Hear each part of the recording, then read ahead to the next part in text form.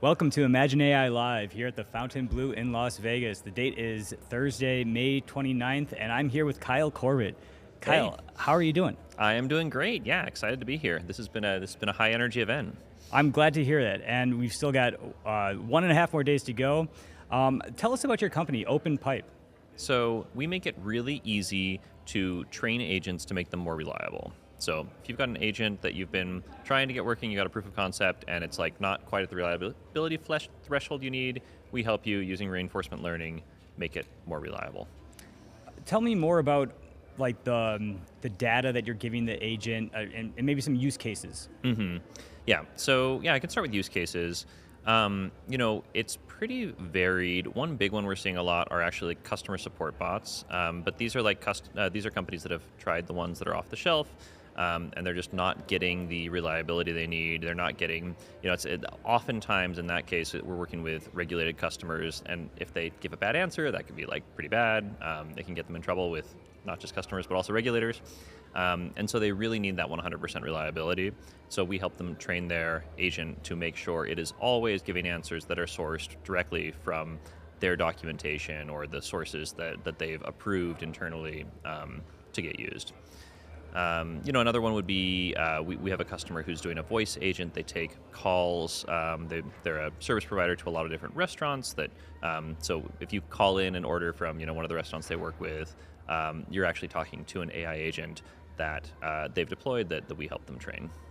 Wonderful. And I know a big problem or a big fear for a lot of companies is giving that data away to an agent and a lot of proprietary information. I saw in your board in the AI arena there that you kind of like firewall that data and make sure that it doesn't leave the training ground. Can you talk more about that? I just like, how do you have your clients, your customers trust that? Yeah, great question. So for our enterprise customers, we're completely deployed within their firewall. So within their VPC, they have a full copy of our software, and so they're able to give their data sources to that. We're able to train on it, and they're able to use that model that's created ultimately, all without any of that data leaving their controlled systems. And that's really important to them. That's actually it's great for our business because if you're trying to use, say, OpenAI, you aren't able to get the same guarantees. With the models we're talking about, you could even deploy them if you've got your own servers out of the cloud entirely. We can do a deployment there as well. So I'm confused about that. So if you're not using one of the big dogs, LLMs, what are you using? Yeah, great question. So we use open source models. So models like the LLaMA family from Meta. There's some companies don't want to use this, but for those who do, the Qwen family from Alibaba is actually a very strong base model as well. And then recently, Google released their newest version of the Gemma models, which are also doing really well. So those are the three sort of model families that we use.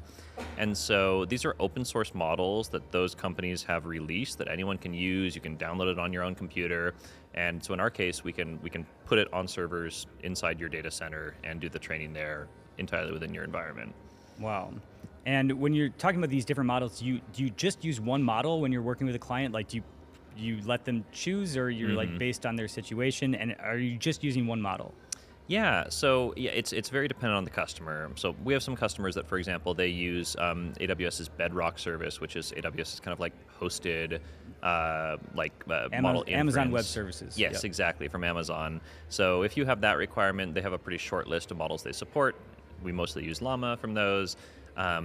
But if you don't have that restriction, then yeah, we'll definitely give you the ability to experiment with whatever ones you want. It's pretty quick to like try these different ones out, and it really depends on the use case which one works best. What is that onboarding process like? Well, first, tell me about your team. How big is your company right now? Yeah, we're a team of 10. 10. Nice.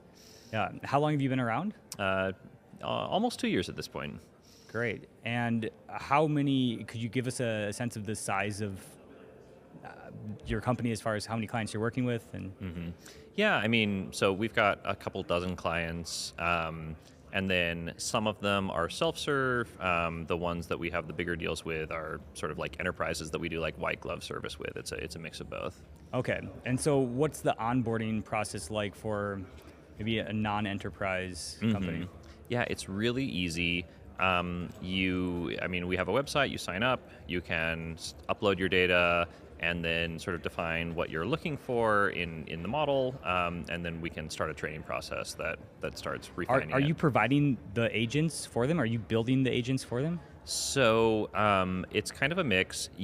What we like to do, ideally, is you already have your agent ready. So you've got some agent that you have built that maybe you're using an OpenAI model or an Anthropic model, something like that, to power.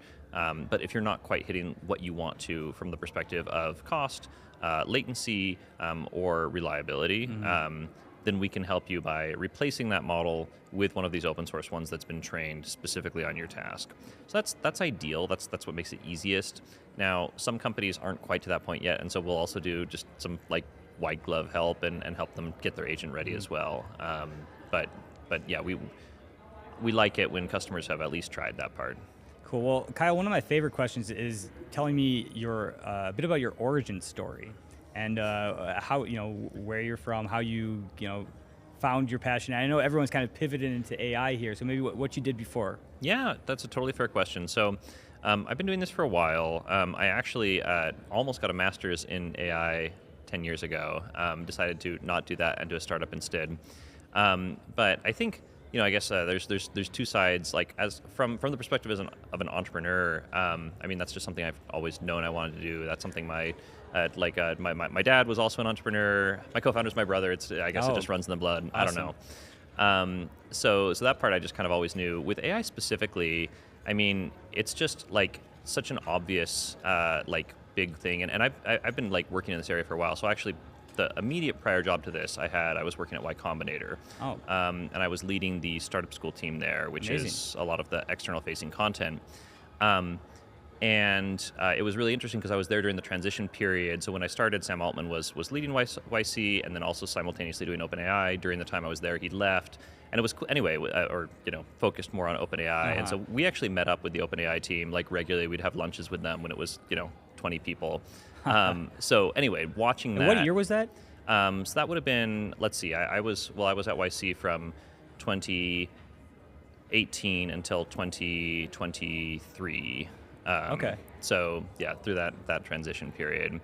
And so we were, this was pre-COVID, I guess. We would meet up with their team pretty regularly in the 2019 timeframe. And it was just really obviously like cool stuff they were doing, and I think seeing that transition as they started moving towards more generalized models, and with the GPT-2 release, and then later the GPT-3 release, it became very clear that like AI, it would be possible to build AI companies with much less data, much less money, much less sort of pre-existing users than had been the case before. Just because these sort of like new pre-trained models like worked really well. And so anyway, kind of coming out of that experience, I was like, okay, this there's so many new opportunities here, and this seemed like the place to build. Okay, have you met Sam Altman? Yeah. Oh, I reported him directly when I was at YC. What's Sam Altman like in person? I think like a lot of people who are big public figures, it's when you see a public figure in person, they're a person, right? I mean, it's like not like this big thing, and he also, I mean, he was well known at that time at YC and everything, but it was much at a different scale than what has happened since then. One thing that is interesting, I'll just tell you one anecdote that I found interesting. So when he officially announced, hey, I'm going to step down from YC and go full time on OpenAI. I mean, that was a pretty big, that was a bold bet at the time. There were like interesting signs of life, but like he had a good thing going on at YC, and so this was like a pretty big commitment. And so, when we were at the sort of like after the meeting where they announced the leadership transition, I was asking him about it, and I said, so like, what do you think are like the actual timelines until we hit AGI? Because that was sort of like the bet he was making, and I think this was in 2019. As part of that transition. And so I asked him, what timelines do you think you have? And he just like turned around and he was like, well, I don't know. Like, what do you think? And like, I was not an expert in this area at all. But I thought it was interesting that like, I think he was trying to gather data on like what was reasonable from the outside. So I kind of told him my idea. And then anyway, he responded like, yeah, I think probably about 10 years was his answer, which may end up being right on time. We're a few years out from that. But, yeah. Wow. Very, very interesting. Yeah. His rise to in notoriety and OpenAI success is very Amazing. And do you still work with OpenAI or talk with the team there? Yeah, we work with them pretty closely. So, kind of in a prior version of our product, we also let you fine tune OpenAI models. Unfortunately, they don't give us the flexibility we need for the reinforcement learning stuff yet.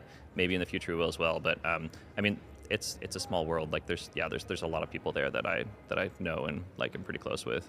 And so back to your business, what do you see the roadmap here, and how big could your business get?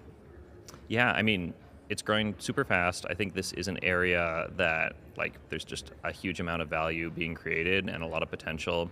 I think there is like what we see is there's sort of this maturity curve that companies go through where first you have to figure out how to use AI, then you have to like actually adopt it, and then once you've kind of like pushed it as far as you can with sort of the off-the-shelf models, then it makes sense to customize them. That last customization step, that's really where we helped you out a lot. But you kind of have to get through those first phases first and hit the limits, and then use us to get past them. I honestly believe that most companies that are serious about using AI and are very successful will get to that last phase. So, I think our company has the potential to sell into basically everyone building anything with AI. Amazing. To that point. Are you guys bootstrapped, or have you taken VC money? We raised a pretty small seed round, but yeah, at this point, we're like cash flow positive. It's we will probably raise money at some point, but we are in no rush at all to do so. Yeah, amazing. And I think a lot of businesses that get to that tier 3, the customization of their AI models, once you pick somebody and you've trusted this company to manage your data and your agents, it's really hard to leave them and go somewhere else. Is that what you think as well? I mean, what I can say is the customers we've been working with seem very happy to stay with us. So I would expect that to continue. I'd hope that continues, certainly. Are there other offerings that you think you're thinking of getting into, or are you just kind of focused on the key things here? I mean, that's a great question. Like, right now, I think what we're doing is working pretty well. You run into this, it's like no space I've ever been in my life where it's just like the field is shifting so quickly that it's hard to say anything conclusively about like, what the roadmap should look like. Yeah, I stopped asking about 5-year plans because I was like, I'm just trying to get through the next year. Yeah, absolutely. So hard to say. I mean, I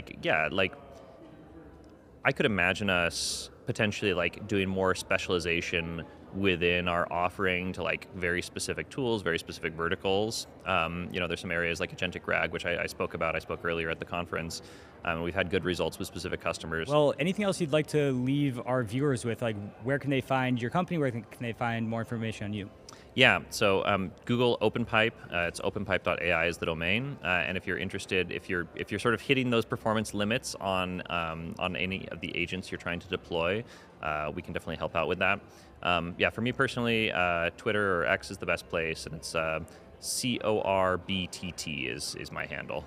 Amazing. Well, thank you so much, Kyle. Awesome. Yeah, great chatting. That's one small step for man.